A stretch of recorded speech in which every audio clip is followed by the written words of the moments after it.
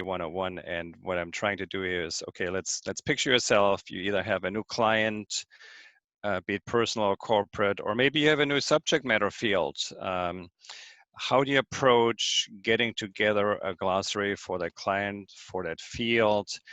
And so there's different angles I'm going to approach this as one angle, and I was hoping to get possibly some input from this group here today is there's obviously some extraction tools out. Let's say you get a 100-page document from your client that would help you extract the most frequent and possibly also hopefully the most meaningful terms from that document. So I'm curious if any of you has experience with any of the tools, or if you have other approaches in terms of how to actually select glossary terms. And then going on in that presentation, I'm going to talk about, okay, so once you actually have identified some candidates, how you're going to process them organize them with metadata and things like that. Before even going into the bilingual translation process, that's not going to be part of the presentation. Just the initial setup, how to avoid duplicates, how to establish relationships between subordinate terms, coordinate terms, things like that. But the main question I would have here for this group is how to identify terms in the first place, either by tools or manually. So if there's anything you want to share in that regard, that would be wonderful. Wonderful, great topic, and this for the forthcoming ADA conference. Yeah, it's in 3 weeks, and of course it's all virtual, just like the summer school was all virtual. It would have been in Boston, and I was actually hoping to take a quick trip over to Germany from Boston. That's almost half the trip for me. It's true. It's true. That's how it is. You make plans and then you have to change them. Yeah. Exactly. So very good question, and the hot topic, actually very, very old one, I would even say. I remember it's a very essential question. Presentations years ago, ages ago, and the term selection always used to be the issue. So actually what the tool did suggest turned out to be, in many cases, rubbish and more than manual work. So great question, please, dear group. Yes, Patricia, go ahead, please. Yeah, actually I've been doing a lot of terminology work for a term base that is gonna include a lot of glossaries that we already have, which is going to be a lot of work because just one glossary has like 2,000. But I use Synchrotron when it's long documents. Synchrotron, I don't know if you heard of it. I think it's Canadian, but they have great service. Like if you send an email, they respond right away. And the thing with Synchrotron is that they have you have to, I align the documents first. If it's a long document, I align the documents first because you get more exact matches. It's still not exact because sometimes you see that it marks a term in English and in my case Spanish, and they're not the same. But in the screen, it gives you the option to select the correct term, and it gives you usually like, well, depends on how many times the term is repeated, but it gives you the paragraph where it's mentioned. So you can also pick the context. So that's a bilingual tool? Yeah. Okay, great. And it takes PDFs, I think, too, and Word. But as I said, I realized that if I align them first, I use Deja-Vu to align. If I align them first, I get more exact matches. Yeah. I still have to, figure out a few things because I haven't been using it too much, and there's some glitches that I'm finding, but it's very useful because it marks everything. And the good thing also is that if you have a similar document about the same topic, you can re-import that terminology, and it marks, like in italics, what term is already in the term in your glossary. Let's say if you exported it in Excel, it costs like $400 or $500 the license, and every year you only pay like $100 for maintenance. Like if you have a question, you have an issue, you pay that and they'll help you. And that's the one that I use, and I really only knew that one because when I went to Luxembourg, Rodolfo Maslias and his people gave me a quick training on how to use it, because that's the one they use, at least at that time, but I think it's still the same. Great. They use Synchrotherm for IATE. So the person who receives the documents use Synchrotherm, and they send the output to the terminologists in the parliament. And I really like it. It's very friendly. It's very easy to use. And I still, like I said, I know that it has a few more things that I can use, and I still have to figure it out, but I would really recommend it. And I also, like, if it's something short, like I can show you here, these actually have two small documents here that I extracted manually. So I print it and I mark it, see?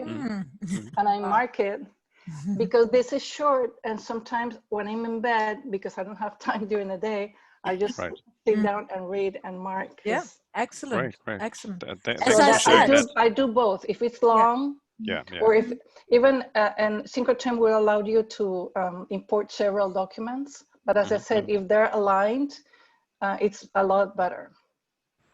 Does it give you quantitative information, like how often a term comes up or so? Yeah, it gives you everything.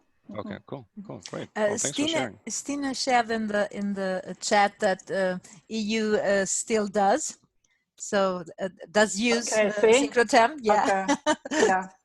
And you know, this manual term extractions, to some extent, it's really, as I said, sometimes it's you need way more time than to sort out all the more or less useless suggestions the term extraction tool is offering you than when you really, and it's actually the first exercise we do when we have trainings to really make people understand at its very basic level, layer person, to make people understand what actually is a term and how tricky it becomes, you know. So I really can recommend to maybe even play around with that, Carl, in your presentation, because also translators, for them it's not clear at all what is a term and what not. Absolutely, yeah. No, that's definitely going to be, I mean, the basic conventions on what is a term, like you said, and how to identify it. That's definitely going to be part of it, and that's where I'm definitely also grateful. I think that's that's my biggest issue in terminology extraction when I'm choosing the terms, because I might choose a term, but the team of translators might decide that it's not. Here we go. And there are times when I pick one that is maybe repeated once, but it was like a special term, and they say, oh yeah, this is a good catch. So when picking terms is very personal too. Like I already know the terminology because I've been working at the bank for 20 years, and I already know, you know, that something is already in a glossary somewhere. And it's really hard for me, like sometimes, and the other thing that is sometimes like, should I leave this in plural or singular? Because, you know, it sometimes, like if it's like a group of principles that is something that they always use in plural, but you could also say it's just one principle from all of these principles. And sometimes they want to leave it in plural and sometimes singular. So I think it's a very subjective decision. It's really hard for me. I struggle with that every day. Yeah, Kirsten, please. So just to pick up on what Patricia, you were saying, I agree it's really difficult, but then that's where you take on that role of controlling the brand voice, because you've been there for 20 years. Someone who's going to be the senior terminologist and head of language is not going to be some guy you just met for a coffee yesterday. It has to be someone who gets the corporate language, the values. So it's funny, it's subjective, but that's where that's exactly what you should be doing. And then if there's a conversation with the translators, I mean, as Gabriele just said, here we go, because translators, they always, but sometimes it's a really helpful. I know with my teams, it was like, I thought I had a great term, and then actually they had something better. So that was just to say on that note. So that's, so that's what I want to say. I just wanted to say to you, Carl, sorry, I'm writing everything down. Yeah. Have you I don't know if you speak a lot at conferences or what. My experience is you just have to be really careful to be, I mean, I proclaim myself tool agnostic, because some of the conferences, if you start to only talk about this one or that one, you'll end up in in the devil, you know? There's quite vehement feedback on that in the industry. So that's just, and so the other thing I wrote down is, have you looked into the open source solutions? Because more and more, I mean, Synchrotron is great, but not everyone is going to want to buy a license, tool dependent.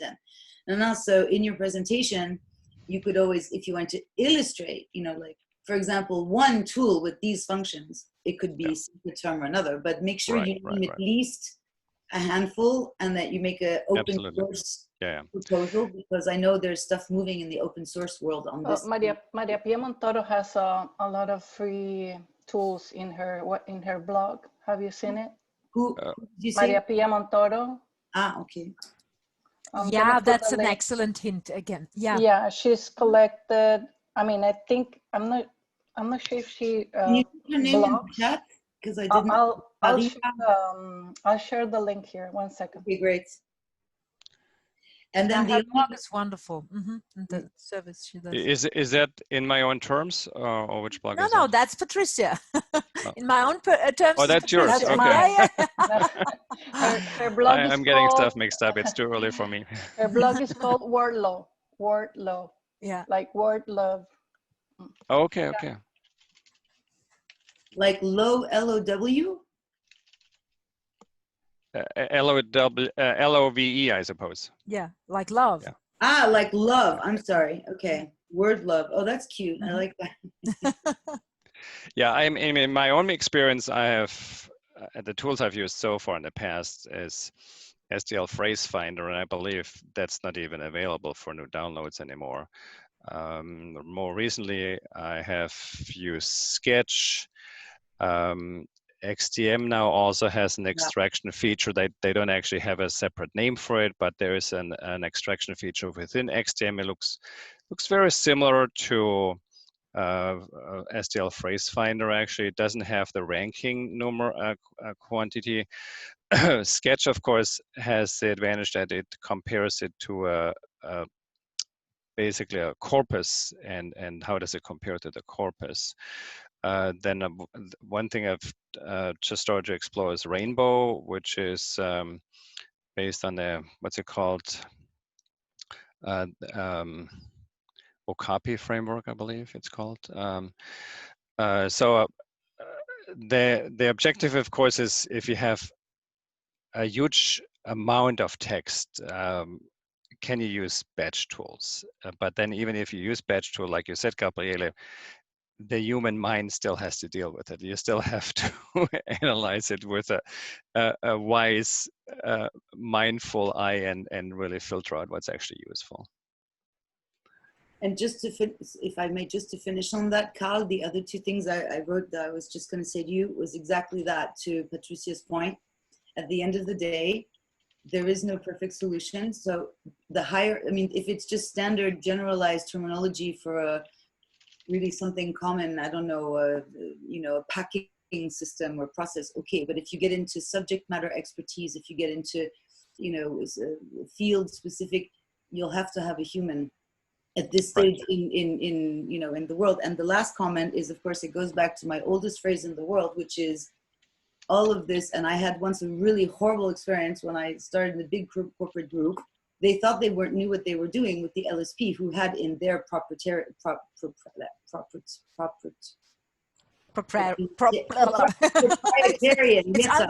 unpronounceable. Proprietarian, says the English teacher. Oh, sorry. So proprietarian system, where of course they're all going to say we have an extraction, da, da, da. But what happened is that the they did the double whopper of errors. To create a corpora first, to create a first corpus to run this against, basically they just took, I mean, that's like saying, let's go camping and pack for 3 days, but actually you take every piece of clothing in your house and you throw it in the car. And so they created this corpus that was full of spaces, typos, redundancies. I mean, it was crazy. And then they extracted from that piece of trash and the initial glossary results of terms. My teams and I, in 4 languages, I can tell you, even after 7 years in corporate, we were still not finished cleaning up the initial mess. It's millions of dollars wasted. So whatever Right. you extract from, the lesson to everyone is, of course, a clean corpus and, of course, a clean start, because we all know if you have mess up in the terminology database, then it's never, then, I mean, then people get depression, you know? I mean, it's so discouraging. Yeah, but it's true, Oda. It's so... Horrible. And of course, that's a fallacy of relying on tools. I mean, you think Exactly. you have a batch process, and you use a batch process to save, but if that batch process leads you down the wrong path, yeah, all that savings could be gone for sure. Oh, and it's not even savings gone. You will spend 10 or 20 times more. Yeah. Plus, you will lose your best translators. You will lose your best post editors, and anyone who wants to have a safe, safe mental health. Because, like Patricia, who's been in the bank for 20 years, we were the same. I fought to keep the same people for years. Yeah. So, of course, there was in that glossary, remember 5 years ago, we talked about, okay, but if you don't have a team where you really know the brand, and did we do that 5 years ago? Of course. No, man, forget it. Continuity is essential, absolutely. Oh my goodness. Definitely. And institutional memory, yeah. We have here a very, very nice comment from Andre. I would like to read out for you. Or do you want to do that, Andre? Do you have no mic, maybe?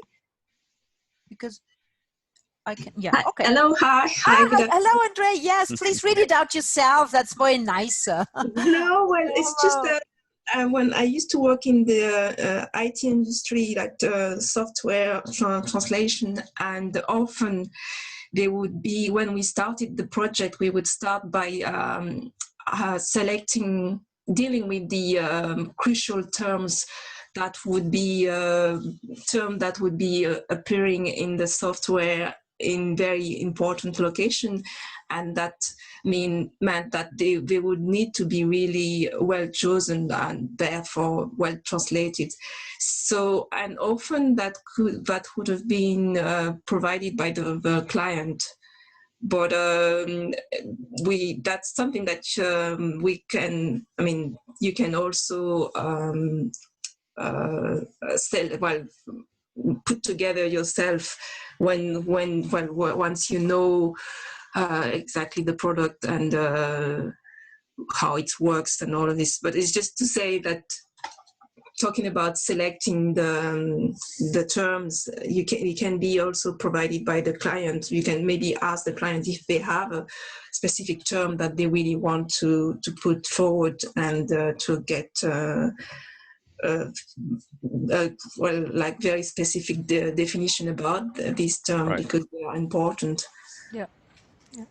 In the IT industry, you are lucky, more lucky as a translator to ask for glossaries than in other industries. Sometimes, as you know, I'm very, very active as an auditor of ISO 17100. I'm auditing translation service providers all over the world and really enjoying it. I'm going to write the blog soon, publish a blog soon. I wrote it, but I will publish it. Why I love to be an auditor. That was really something I was thinking for a long time already, because I really do enjoy it. It's an amazing job and opportunity to, to look at the various creative ways to comply with that standard. And, it's sometimes it's really still shocking how little, you know, large companies, you know, provide their translators with. They do not have glossaries, you know. Then term extraction always is a tool. Of course, if you are a committed, engaged LSP and you have such a large client, you know, for years sometimes, of course you are doing the glossary, and sometimes even when they are more sophisticated, they have term banks for their clients. But you know, it's so little appreciated or even understood, yeah, why it should be their business, yeah, to standardize even their terms, yeah, and give away their terminology. Some of them, of course, understood, yeah. If you think of automotive industry, so Volkswagen, for instance, they really care about their terminology, but others, you know, hey, Daimler as well. I shouldn't do as you said, Kirsten. We do not need. We should not mention only one tool. Then everybody is obsessed with that one. Serge, bienvenue. Welcome. You did it. You joined us.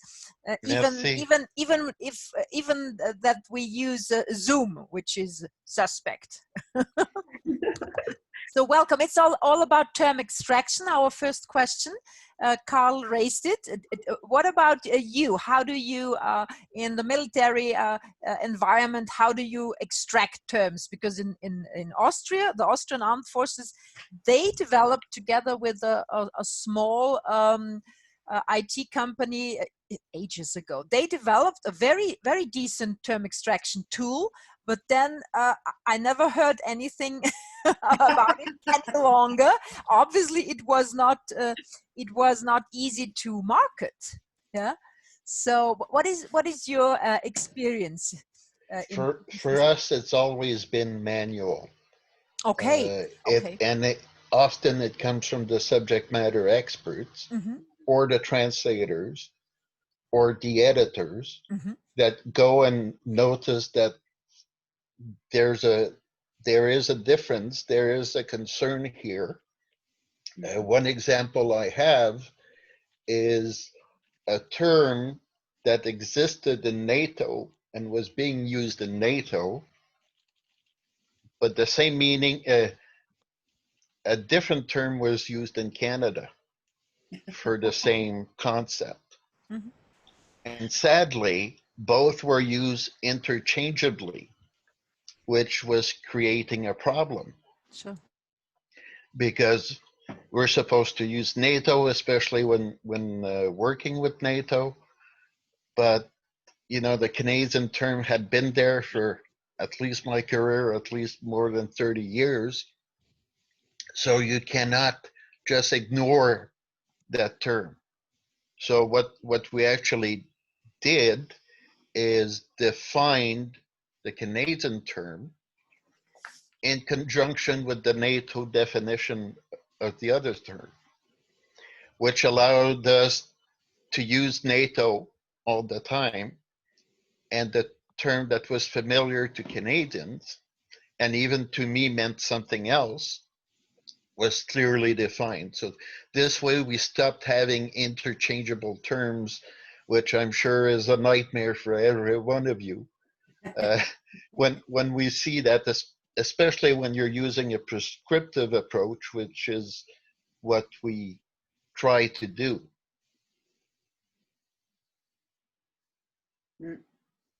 Thanks a lot, Serge. That was very interesting. So, what else? Do we have some other tools, some other recommendations for Carl, who is having his talk at the forthcoming ATA? One idea maybe for Carl, again, on your presentation on the ideas you might want to talk about, is back to your initial, I wrote down your question, which you said it was the initial words, you know, monolingual. I mean, it's not even a bilingual system. Exactly. And that feeds into what I was saying about a clean source of any kind. It has to be pristine, and you know, any trash you put in the laundry will come out clean, but still trash. So you know, that's just that. But on the this question, how to select specifically and how to identify Of course, one starter, as Serge and others said, is the feedback obviously from the teams, but you can already start a list with like any typical trademarks, you know, things that are like the basic of a glossary. If they don't know where to start, or if the client's like, oh no, we don't, okay, well, you know, what are your trademarks? Some things, they're automatically terms, and then they have a list. And then have you developed, this goes back for me to brand voice stuff. I'll never forget when this one presentation I saw about from Villeroy Bosch, and the localization lady there presented that in the whole world in German, if you want to order a sink, S-I-N-K, yeah, to wash, it's a Waschbecken, which is the normal word. But then Roche-Beaubois decided to have their brand voice, and their term for the same sink was a Waschtisch, which is a washing table. But of course, so that's chic and that's nice and that's brand voice and that can be in a glossary. The only problem is then if you apply that to SEO and metadata, nobody on the planet, if I want to buy a nice fancy $10,000 Roche-Beaubois marble sink in German, I'm never going to look for a Waschtisch. So when your client has a list of trademarks and then product terms that competition is saying X, but we want to say Y, I mean, these are good starting points to help the decision makers start to kind of be like, that's true. What are the words we really use? And what does, I'm sure that Patricia can speak to that too. If you look at banking communications, you'll have certain banks that have this tone. Other brands will do, formal language. So again, just onto your initial introduction, before you even get to extracting, what are you extracting for? Like, what are things typically? Trademarks, product names, etc. That can already give a beginning of list. Yeah, actually, sometimes we mark that a term is used by the World Bank, but not by us. Right. Exactly. And we also have 2 more institutions that belong to my bank, and sometimes they prefer a term. One institution prefers a term, but for the other institution, they want another term. Yep. Another translation for the term. So that's why I keep talking about brand voice, because at the end of the day, all of the terms are correct if they're a term that's essential for your business. Exactly. I don't really care what the word is. If the word is great, as long as that's clear and everyone understands, and that's what people are looking for. Right. And then, of course, you have issues like polysemy, where the same source term could have different meanings in different contexts. Like, I've been working for a decade or so now for a crane manufacturer, and depending on what kind of crane it is, I mean, there's cranes that sit on crawlers, on tracks. There's tower cranes, there's mobile cranes that just go around wherever they need to be.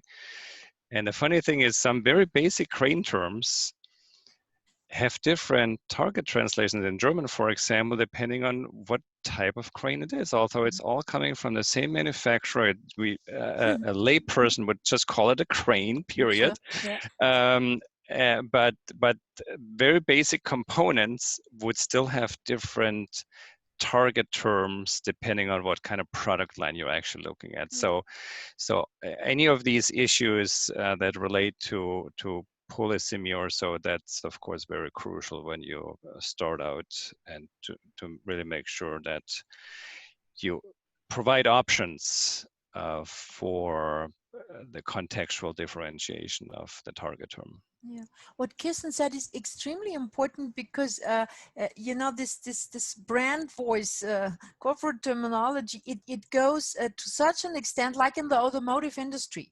Car manufacturer, they are creating their own terminology on purpose.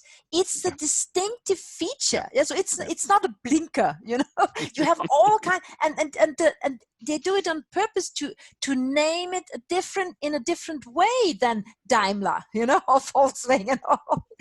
That's really amazing.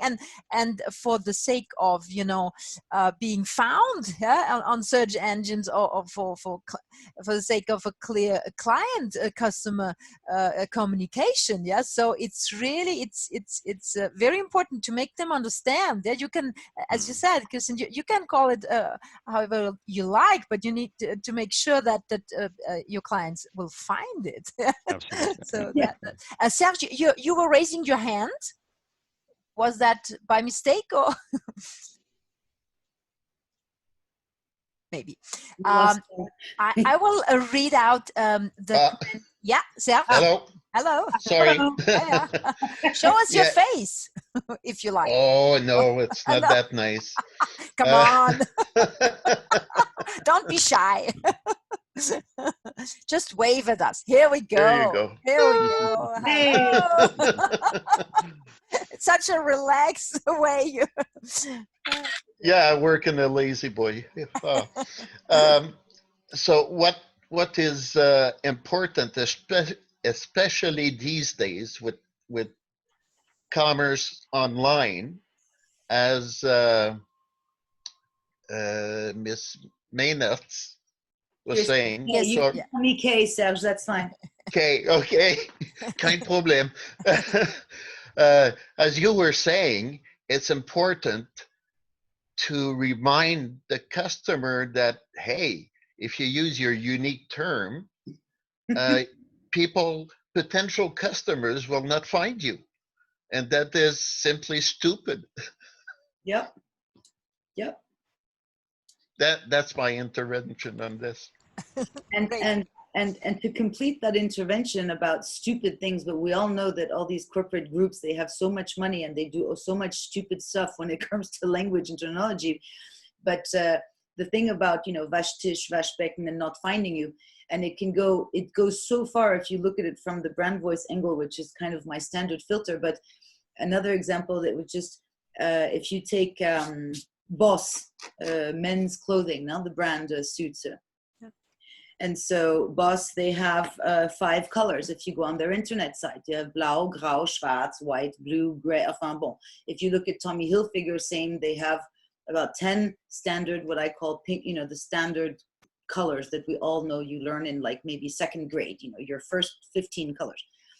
And if you look at brands like Ralph Lauren, I only can tell you this because I am the brain who suffered behind all of that, but they have, to distinguish themselves from the competition, although they are already one of the top 5 brands in the world, they have customized named colors and over 25,000 different color names. Most of them are not even translatable. So we had to explode the budget and it became transcreation, because it's not just pink, blue, red, blah, blah. It's, summer sky blue, autumn leaf orange, smoking warm coffee tan, all this like crazy brand voice imagery, which is the essence of when Mr. Ralph Lauren, that is Ralph. But do you know what we spent on budgets transcreating thousands of color names? And I only say this because they were from the corpus, going back to Carl, what I was saying before. These colors in the initial corpora of just stuff, there were typos, there were this and that. So years later, when I started to see, but wait, what's going on? We had, as all of us know, we had 25 different spellings of the same color that's actually Halloween orange, or, and it's just all this stupidity. So it's also about great custom name. You want to be special, but then you have to understand when to stop, because most companies are always complaining about, we're spending too much on translation. We don't want to invest in the database and terminology. Okay. But then you will really spend your life fixing what was not done properly. And just to finish on your presentation note, Carl, is that may you be so lucky to start with a new client who has not burnt anything yet in the kitchen and who wants to give you the nut. That's like hallelujah, because most of the clients out there, they already have a mishmash of burnt whatever, and they want you to fix it, while underestimating the absolute intense work required to fix it. So it's all about in the beginning now. Really. Yeah, that's of course an ideal situation. I agree, and so you're not in a situation where you can start with tabula rasa. You have to deal with pre-existing conditions and deal with it. I agree absolutely. Thank you. And I guess, Kirsten, that the ISO terminology for colors wasn't of great help, or wasn't Oh, found at well, these the days? colors. I mean, I need to do a webinar. I mean, I obviously under non-disclosure, I would never reveal. I mean, this is our little community group, but I'm just saying, bye, Stina, bis bald. We didn't even get to catch up, but I'm happy to see you here. Tschüss. Maybe she's not. Well, and then as the brand voice, I got into a crunch between localization budgets, my translators wanting to quit, because after 5 years, when you're still collecting, I mean, I wish I could do maybe after the NDA, but really I have kept every document and every email with my teams for years talking about these colors and transcreating them. And it's just, you know, being special is great, being unique is great, but even anyone, and especially polo, I mean, a polo t-shirt, if a man wants to, or a woman wants to buy an orange t-shirt, polo, they're going to Google orange polo Ralph Lauren. Maybe polo will come automatically, and orange, who cares if it's peach orange, fuchsia orange, Halloween orange, happy orange, sad orange. Mein Gott, it's orange. The point is to sell the product, not to discuss 500 years if what kind of orange. I mean, it's just, I mean, it seems so obvious to us, but as Gabriele just pointed out, most companies, even in 2020, are just not on board yet. I mean, I just, and it's quite complicated anyhow. That's why I raised that ISO issue, because there are literally hundreds of blacks. Yeah. In reality, so to say, from the color, and not to mention all these then fancy branding. So it's complex enough. Very complex. Great, guys. Another issue. We have 18 minutes left. Is there another issue? We discussed term extraction. I started to write a terminology guide for that mega term base that I'm trying to create. Great. And I want to see if anyone here has ever written a terminology guide for, you know, because, you know what, I'm trying to write everything, because I retire in about 4 years. So if someone wants to continue the work, they have the information of, you know, what are the fields and... The book of knowledge you're writing. Yeah, exactly. Serge, so if anyone has any experience or have done anything like that. Serge, please. Yes, I was wondering, I'm in Canada in defense, we have 90,000 users. And sadly, many of them don't know we have a terminology bank. So I was considering uploading in Word our own corporate, if you will, dictionary. Has anyone done this in this group?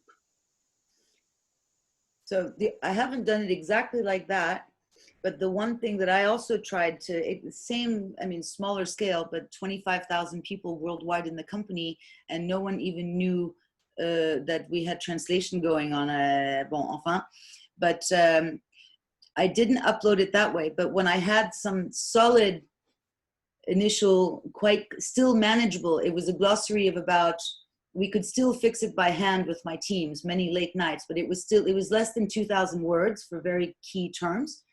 So we could still manage that. Of course, it's like the colors, the first 2,000-3,000 colors, of course, no problem. And then we got to 7,000, 14,000, 25,000. No one is a robot here. No one can. But I uploaded. So then I pushed, and it never got full blown corporate because procurement and New York, they didn't understand.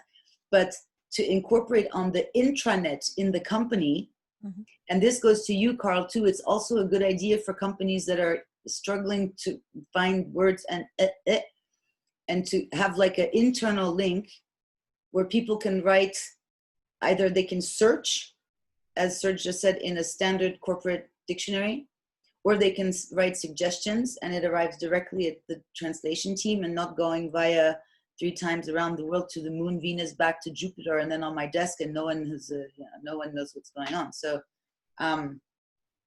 so it's not exactly uploading, but that is also, it motivates the team. I did see after I pushed that people within the company, I would go to the cafeteria and people say, oh, I saw a cool thing and I sent you an email about this work.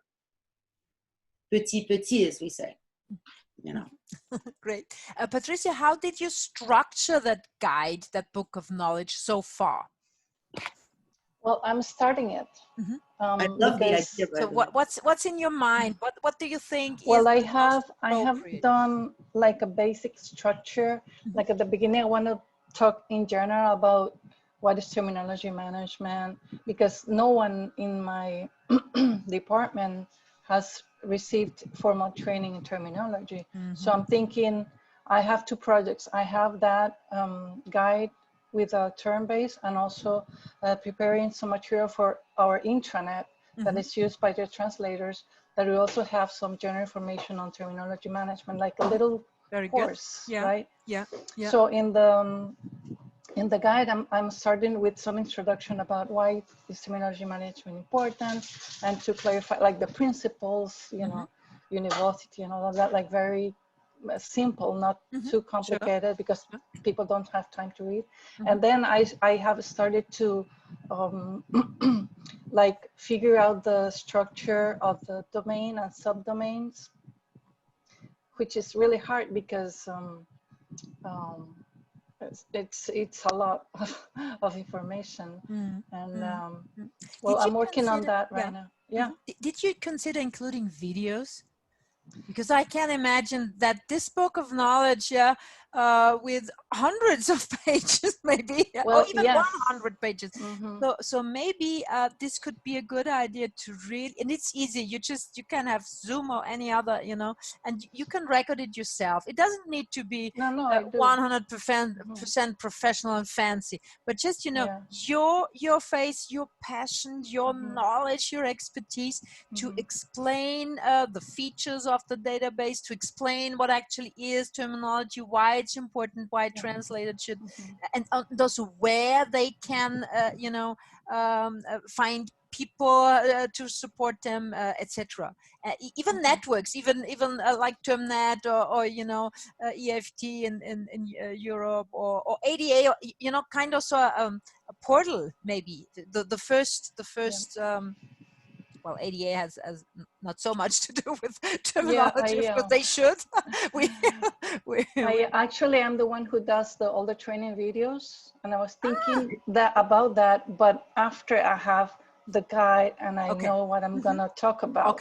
Okay, I see. Well, excellent. I think one starting point, Patricia, I mean, I love this idea. I'm totally impressed that you want to do that. I tried to do something back then before I left my position, because I was so worried, you know, that all of the work of so many years and brilliant translate, I mean, just loyal people, otherwise we would never have managed anything. Anyway, and I tried to produce something, and I said same with you, because there's so many, you know, when you're in your job so many years, it's normal, but if you had to give your position to someone to take over, it's suddenly. And the way I started, do you have, I assume that you have in the bank the, you know, your standard localization guide, where you, I mean, we had like the glossaries were separate, but like a general guide for every new person joining the LSPs or whatever. And I hated that guide because it was done by the LSP, but in such a just not refined way. And so it was not contributing quality to any of the results. But I took that document that was Word, something like 33 pages. I saved it on my computer, and each one of those key localization guidelines, I started to write more about it, you know, just for the general structure. And maybe if you start that way, at least you're sure that, I mean, besides the videos and stuff, but the points, maybe that can help you develop where you have the most things to say. And then you'll be like, oh, I have 2 pages on this, so maybe I'll do a video. And then these I can put in a summary format as just to get started. Yeah, very good idea. I would like to read out what Serge is saying in the chat. We have a terminology manual, English and French, that explains the process we have for terminology review, how to write a definition, etc. That is really fantastic. Of the very, very, very basic. That's what I learned. I actually, I used to overestimate, you know, the knowledge translators have when after leaving universities. And then I got a more sober approach, you know. So definitely, that's a very good hint. Thanks for sharing, Serge, to really not overlook something very, very, very basic. And Yes, writing a definition absolutely. is a And classic. Yeah. something basic like in English, you need to start with an article, but not in French, Yeah. And which is basic, but those are the rules. Exactly. and those are the things that were in my 33-page localization guide. I mean, I can still find an index somewhere, Patricia, if you want to see an index, but it's all of these things. If it's a That number. could be very helpful, Kirsten. Yeah, if you could Yeah, share even if that it's in just an anonymized, index. if you're allowed to, Yeah. that would be very interesting for all Yeah, of us. even in an Great. index. Yeah.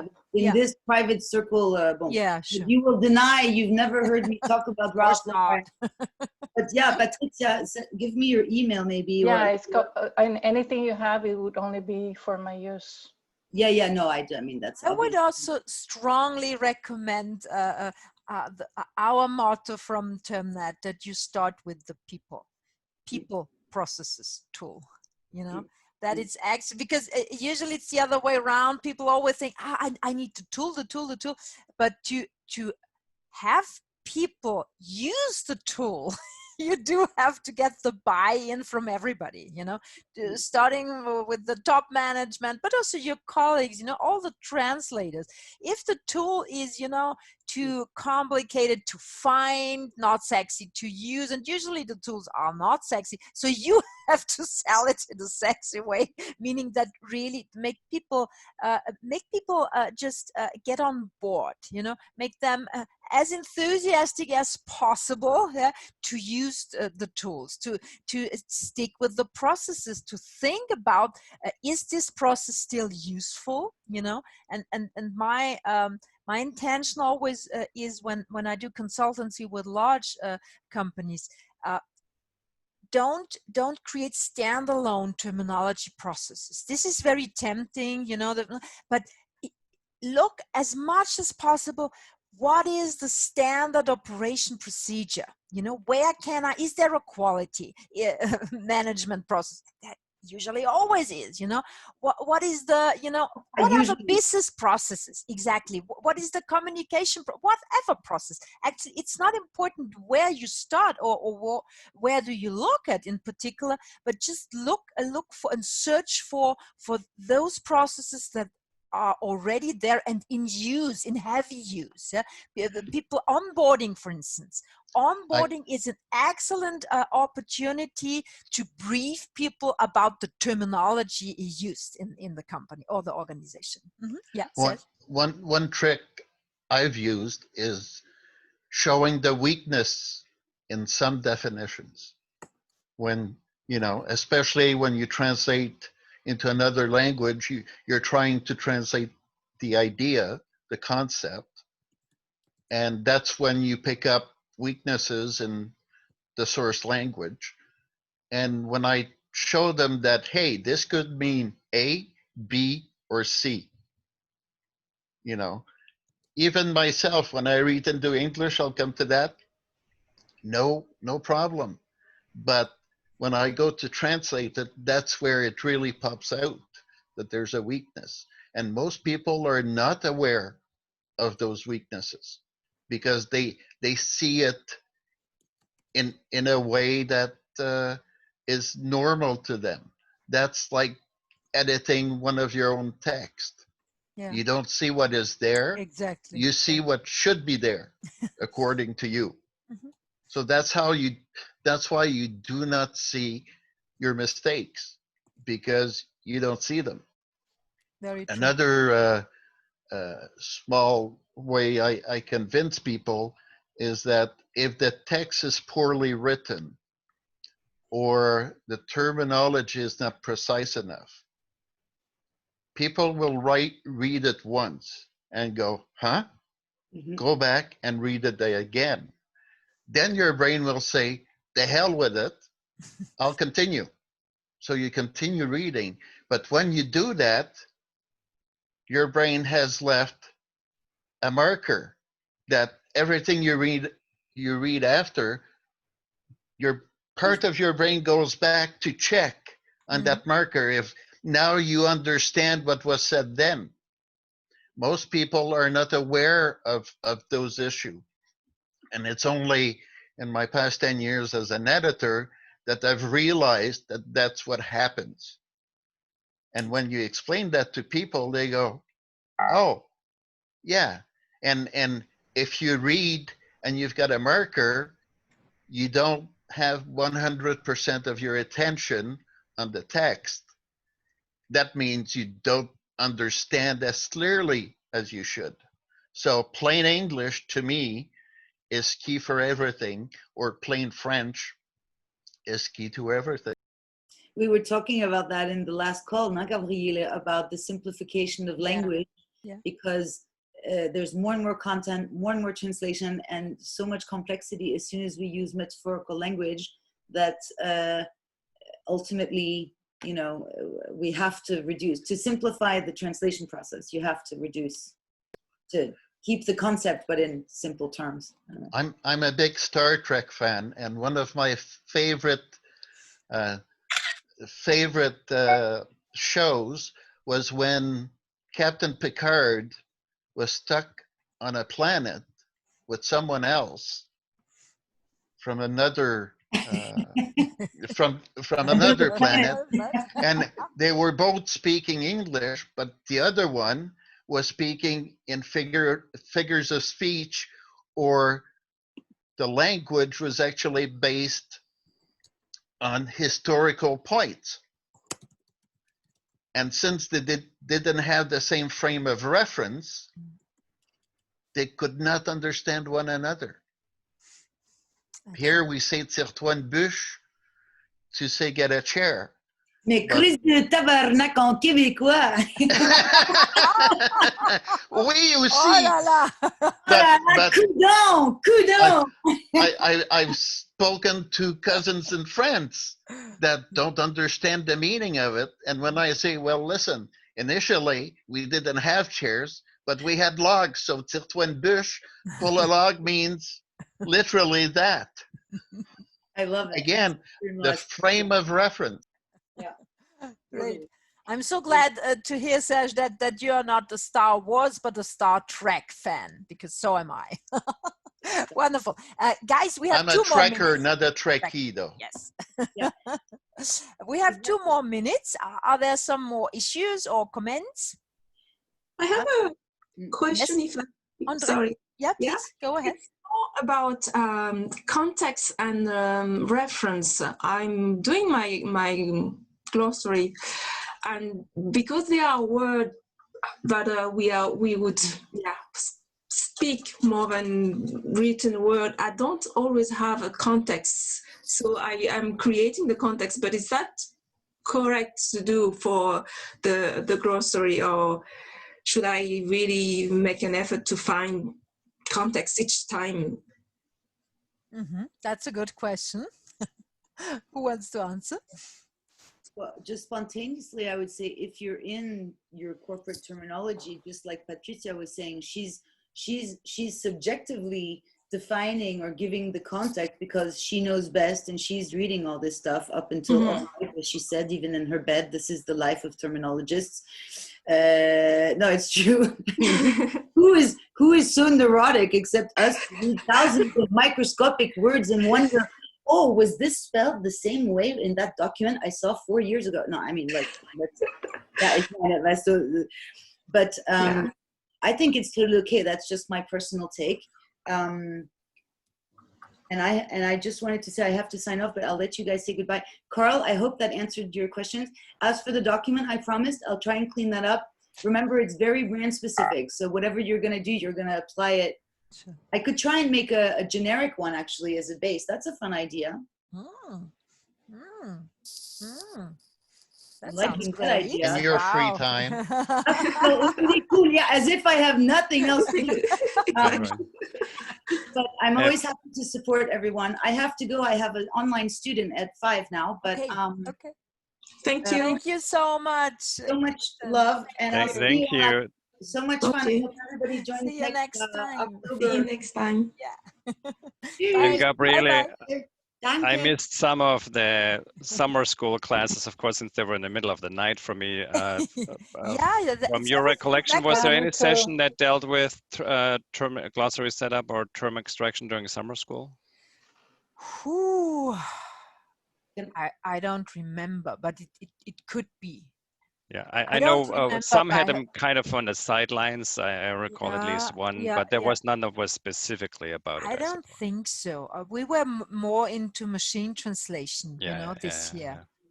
Yeah, that's true. Okay. But let Cool. me come back to the question of Andre briefly.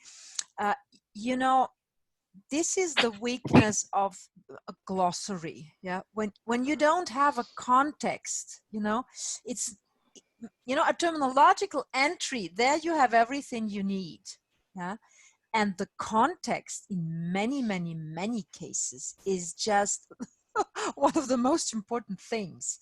So yes, my personal opinion would be, if it's not, as Kirsten said, if it's not really almost self-understanding in your organizational context, then I really would better put more effort to find a decent context than to just skip it. What Okay. we often do is premise or situate the definition.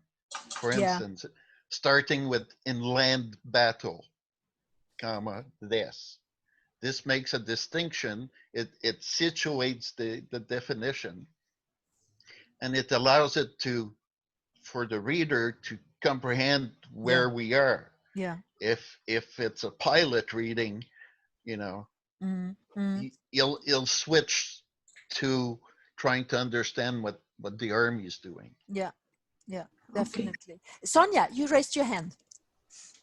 Yes. I just had a specific question about the exam. I just Yes. look at the part 5. We have to do how do you call it, an application Scenario. Yes. Yeah, application. This is a scenario. presentation, Sonia. This Yeah, is, but I read the page, the PDF Yeah. about it. And I don't know, do you have, can you provide an example? I don't have an idea about the length of it. I know it's 10 It slides. is very, but yes, it is very standardized. It's Yes. 20 minutes, yeah, Mhm, 10 slides, 20 minutes. So it's really the core of your project and also the core of what you learned in the Mhm. course. Okay. That should be the main purpose of the presentation, to really show us that you understood the theory and that you're able to apply it in practice, because the Okay. certificate is a real kind of a driving license. Yeah, it's a terminology driving license that stating and confirming that you're a real practitioner, that you're Okay. a terminology professional, but manager in terms in terms of in real practice. And I saw your video on YouTube, and you said there are 3 ways. I can either send the slides with a description, a very detailed description, or take an oral exam where I present on Skype or Zoom. Yes. Did you attend a summer school? No. Then it would be better, actually, because this is more for the summer school participants. We know them already. Yeah. If you did not participate, I would just invite you to suggest some days when we can have a short 30 minutes online meeting. And that you can just you will present for 20 minutes. The floor is then yours. We will shut up.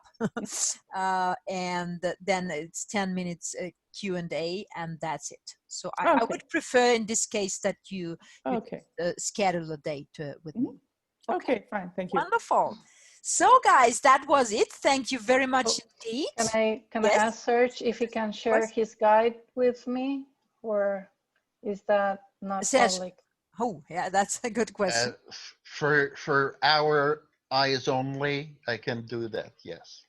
Yeah. Okay. Even if it's just the index, Yeah. Yeah. The structure, exactly the structure. I put my email there, but if you put your email, I'll contact you too.